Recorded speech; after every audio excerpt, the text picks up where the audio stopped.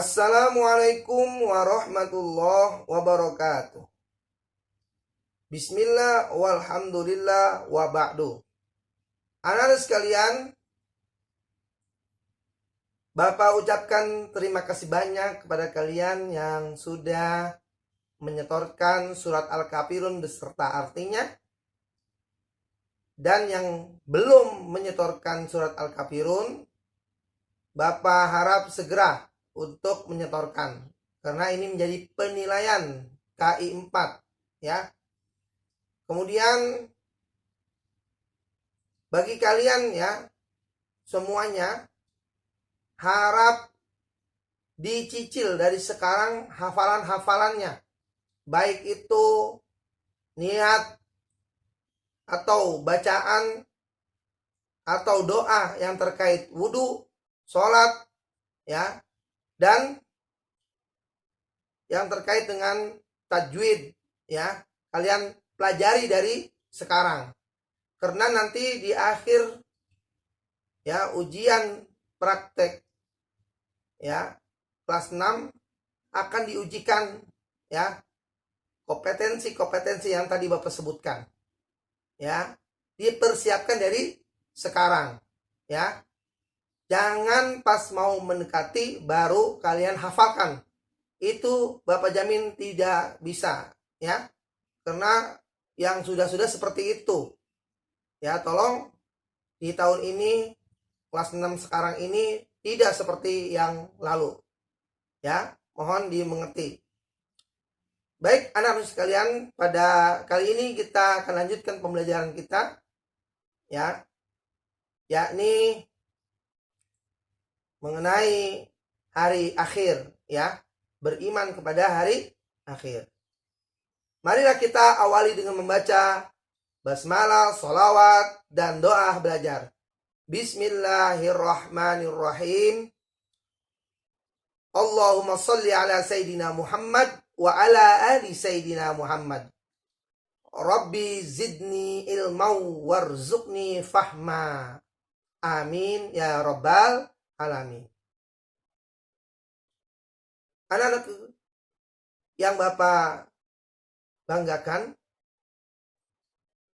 tentu kalian sudah mengenal yang disebut dengan rukun Islam dan juga rukun iman.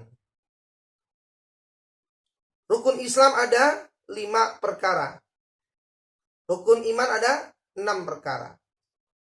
Pada kesempatan kali ini kita akan mempelajari rukun iman. Ya. Rukun iman yang pertama yaitu iman kepada Allah Subhanahu wa taala. Yang kedua, yakni kepada para malaikat. Yang ketiga, kepada kitab-kitabnya. Keempat, iman kepada rasul-rasul Allah. Yang kelima, iman pada hari akhir. Dan yang keenam, iman pada qada dan qadar. Di kelas 6 ini ada 2 rukun iman nanti yang kita pelajari. Ya, yang sekarang hari ini kita akan pelajari rukun iman yang kelima, yakni beriman pada hari akhir. Nah, anak-anak sekalian, sebelum Bapak sampaikan tentang beriman pada hari akhir, tentu kalian harus ingat kembali arti iman itu sendiri. Apa itu iman? Iman secara bahasa artinya yakin atau percaya. Sedangkan iman secara istilah, yakni diucapkan pada lisan. Ya, diyakini di dalam hati dan diamalkan dalam perbuatan kita sehari-hari. Itu yang disebut dengan iman secara istilah. Berikutnya, yang dimaksud dengan beriman kepada hari akhir adalah meyakini atau mempercayai sepenuh hati bahwa hari akhir benar-benar akan terjadi. Anak-anakku sekalian, tidak ada satu makhluk pun di muka bumi ini, baik manusia maupun jin, apalagi hewan tumbuhan ya, tidak ada yang mengetahui terjadinya hari kiamat. Yang diketahui oleh manusia atau jin itu hanya tanda-tanda kiamat. Tapi terjadinya yang pasti tidak ada yang mengetahui. Ya. Maka itu anak-anakku sekalian, kita harus mempersiapkan diri untuk menghadapi terjadinya kiamat. Ya, dengan apa? Dengan amal-amal soleh. Ya, dengan berbuat baik, berbuat kebajikan ya kepada seluruh manusia. Ya, khususnya kepada umat Islam.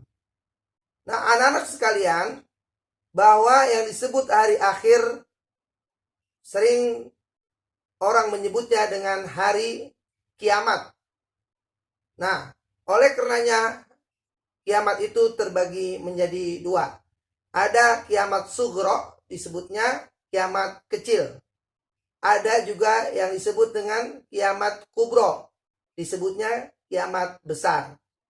Kalau kiamat sugro, artinya peristiwa hancurnya sebagian alam beserta isinya, ya, beserta sebagian isinya. Itu disebutnya kiamat kecil atau kiamat sugro, ya. Sedangkan kiamat kubro artinya peristiwa hancurnya seluruh alam semesta beserta seluruh isinya, ya. Nah, ini pengertian kiamat kubro lah yang mendekati dengan yang dimaksud dengan hari akhir atau dimaksud dengan hari kiamat yang sesungguhnya nanti, ya.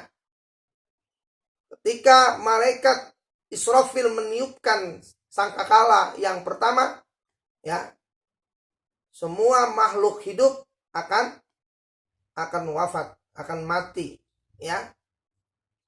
Lalu kemudian tiupan kedua baru kemudian hancur lebur, ya, alam semesta ini. Itulah yang sesungguhnya kiamat atau disebut hari akhir.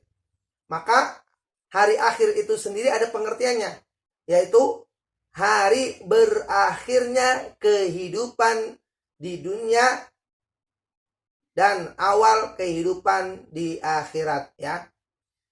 Contoh kiamat sugro, yakni kematian seseorang, ya.